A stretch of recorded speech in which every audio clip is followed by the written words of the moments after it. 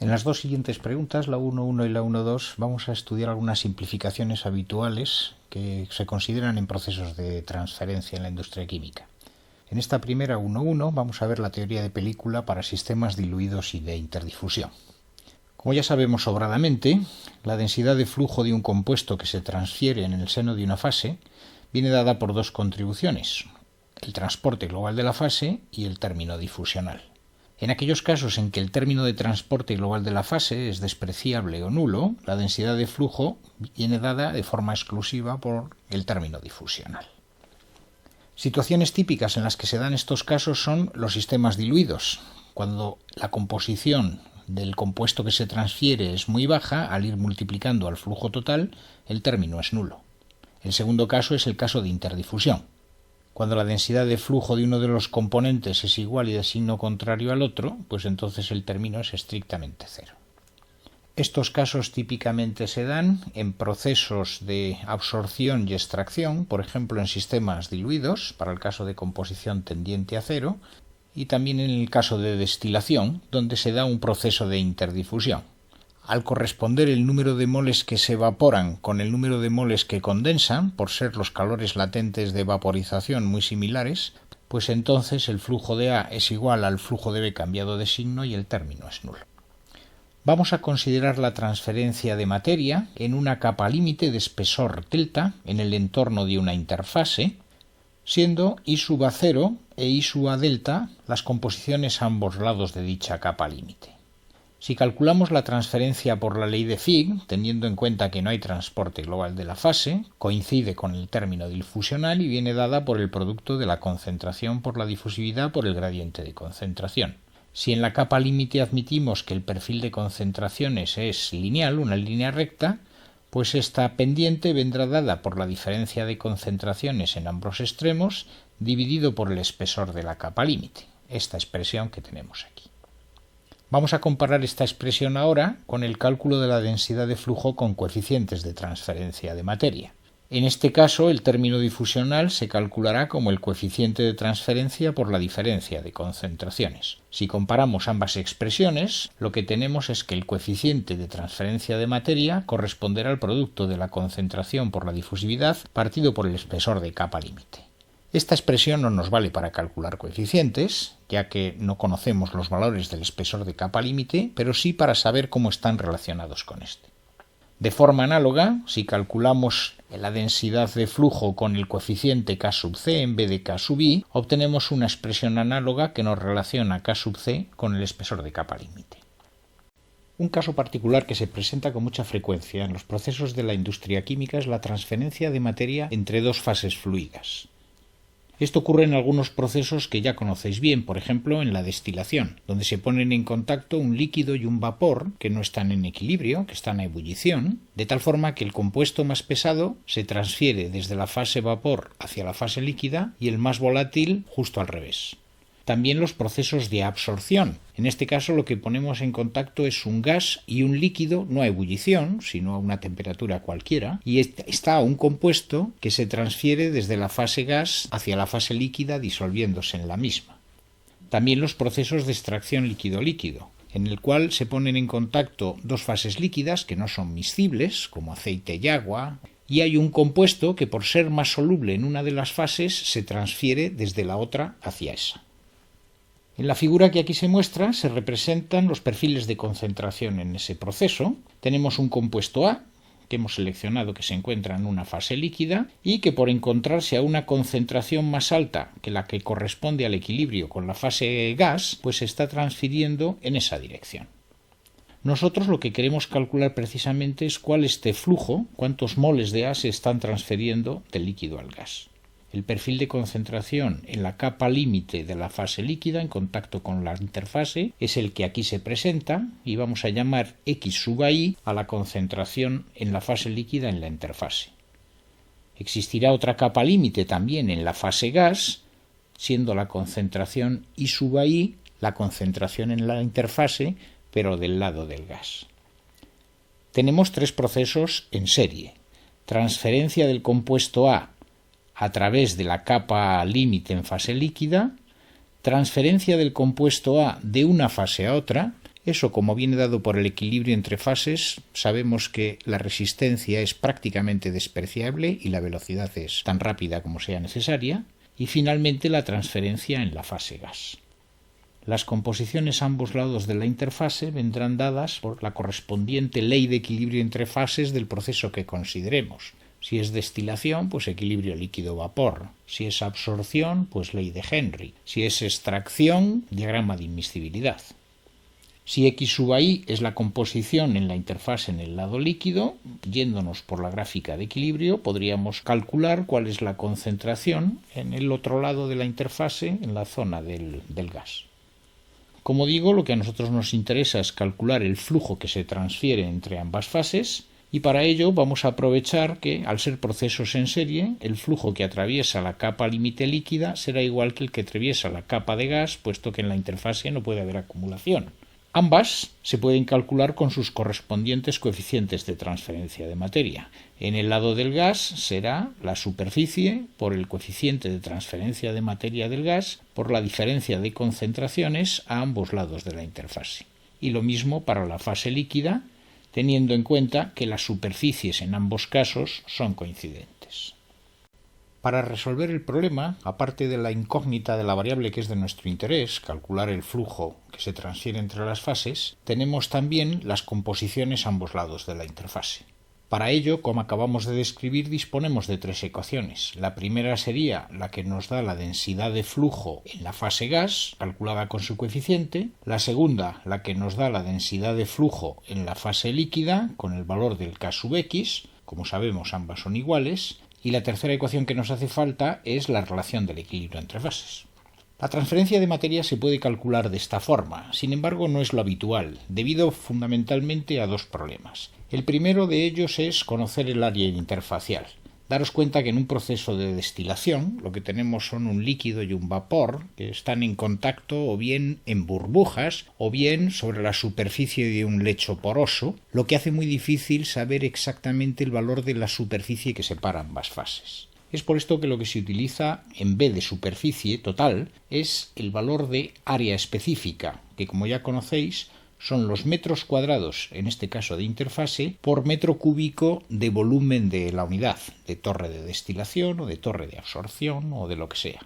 De esta forma, el flujo que atraviesa una capa límite será el coeficiente por este área específica multiplicado por el volumen del sistema y por la diferencia de concentraciones, tanto en la fase gas como en la fase líquida.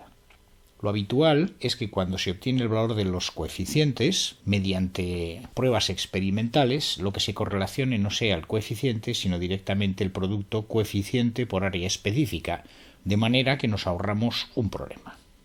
El segundo inconveniente para el uso de los coeficientes en la forma que inicialmente hemos descrito es la dificultad para medir la composición interfacial. Si queremos calcular coeficientes individuales, necesitamos conocer el área de la composición en la interfase para experimentalmente saber lo que vale el coeficiente. Daros cuenta que tomar muestra de la interfase es muy difícil porque la que nos interesa es justo en la capa monomolecular en contacto con el gas. Es muy difícil tomar muestra de esta zona y es imposible tomar solo de la capa monomolecular para analizarla. Este segundo problema se resuelve mediante el uso de los conocidos como coeficientes globales de transferencia de materia, que son los que se utilizan siempre cuando la transferencia de materia tiene lugar entre dos fases fluidas. Para trabajar con coeficientes globales existen dos alternativas. Nosotros vamos a desarrollar una, la conocida como basado en el lado del gas, y la otra es totalmente análoga. Los coeficientes globales lo que consideran es que no existe resistencia en una de las dos fases. Por ejemplo, en la vía basada en el lado del gas se admite que en la fase líquida no hay resistencia. El perfil es plano y todo el gradiente de concentración, toda la resistencia, tiene lugar en la capa límite de la fase gas. El flujo de componente A se calcula igual que con coeficientes individuales. El coeficiente global, que se designa por letras mayúsculas para diferenciarlo, la superficie por la diferencia de concentraciones. Exactamente igual que en el caso de coeficientes individuales, en la interfase se admite que existe equilibrio entre fases. Si la composición en el lado del líquido en la interfase es igual que en la fase global, pues la correspondiente, de acuerdo con la línea de equilibrio entre fases, será la concentración en la interfase del lado del gas. Esta concentración es un valor ficticio, toda vez que en la realidad no existe. Sin embargo, su cálculo resulta mucho más fácil que en el de la situación real, porque como ya veis, lo único que hay que hacer es disponer de la línea de equilibrio entre fases y con la composición de la fase global en el lado líquido calcular cuál es este valor. ¿Es esta ecuación válida dado que no representa una situación real? Sí, sí que lo es. Recordad que los coeficientes globales o los coeficientes individuales se obtienen a partir de la experimentación. Por lo tanto, si nosotros al experimentar suponemos que esta es la situación, obtenemos unos coeficientes que luego, utilizándolos de forma inversa una vez conocidos, nos permitirán calcular la densidad de flujo. Lo habitual es resolver los procesos de transferencia de materia entre dos fases fluidas con coeficientes globales. Y los coeficientes globales habitualmente se obtienen experimentalmente, como tales, y se correlacionan de esta manera. Sin embargo, también es posible calcular los coeficientes globales a partir de los coeficientes individuales de transferencia en cada una de las dos fases. El desarrollo es muy simple. Considerad la diferencia de concentraciones en la fase gas, I sub A asterisco menos I sub A. Vamos a sumarle a esta diferencia y a restarle el valor I sub I, realizando estas dos agrupaciones. El primer término, si os fijáis en la gráfica de equilibrio entre fases, corresponde a este segmento. Vamos a calcularlo a partir de este triángulo rectángulo que señalo en el dibujo. Lo que queremos calcular es este cateto, I sub A asterisco menos I sub I, y para ello podemos hacerlo a partir de M, la tangente de este ángulo, multiplicado por el otro cateto, que será X sub A menos X sub I. Así calculamos el primer término y el segundo lo dejamos tal como está.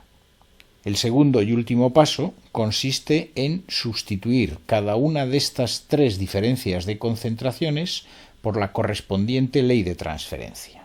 En esta primera utilizaremos la expresión que hemos visto para el coeficiente global y nos quedará en la forma flujo de transferencia coeficiente global multiplicado por superficie específica. Para el segundo término, X sub A menos X sub I, lo que utilizamos es el coeficiente de transferencia en la fase líquida, que es donde aparece esta diferencia de concentraciones y nos queda de esta forma. En el tercer término, donde la diferencia es I sub I menos I sub A, lo que utilizamos es el coeficiente individual de transferencia en la fase gas. Lo único que estamos haciendo es buscando una relación matemática entre el coeficiente global y los individuales. No tiene tampoco mayor interés. Si simplificamos el flujo, puesto que es el mismo, lo calculemos como lo calculemos en cualquiera de las dos fases, nos queda esta expresión que nos relaciona el coeficiente global con los dos coeficientes individuales en ambas capas límites. Como veis, la relación depende del valor de m, que es la pendiente de la línea de equilibrio. Este valor de la pendiente de la línea de equilibrio, como podéis ver en esta misma gráfica, depende de en qué zona estemos, es decir, en qué intervalo de composiciones. En aquellos sistemas donde la composición no cambie mucho, por ejemplo en una torre de absorción, se podrá utilizar un único valor de m para calcular esta relación en toda la torre. Sin embargo, en procesos como torres de destilación, donde la composición cambia enormemente entre la parte superior y la inferior, habitualmente se utilizan valores promedio de la pendiente m para diferentes secciones de la torre. De forma análoga, como hemos hecho con el coeficiente basado en el lado del gas, podríamos hacerlo basado en el lado del líquido. En este caso, en vez de suponer perfil plano en el lado líquido, lo que supondríamos es perfil plano en el lado del gas y toda la caída de concentración, toda la resistencia en el lado del líquido. Si lo hacéis, obtendréis esta expresión para el coeficiente y esta relación para el coeficiente global con los coeficientes individuales. Por supuesto, es independiente utilizar una u otra. Depende de la elección que hagáis. Lo que se recomienda, por supuesto, es utilizar aquella que más se parezca a la realidad. Si en nuestro proceso la resistencia está fundamentalmente en el lado del gas, pues utilizaremos basado en el lado del gas y viceversa para el caso del líquido.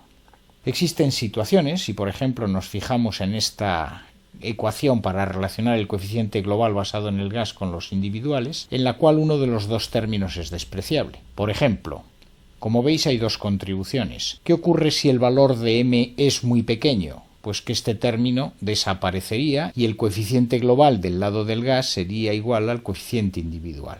¿Cuándo ocurre esto? Pues precisamente cuando el valor de m es muy pequeño, cuando la pendiente de esta curva pues es muy baja, la curva se aproxima mucho al eje de las x. Un caso habitual pues es en gases muy solubles, aquellos gases donde pequeñas variaciones de concentración en la fase del gas dan lugar a grandes variaciones de concentración en la fase líquida.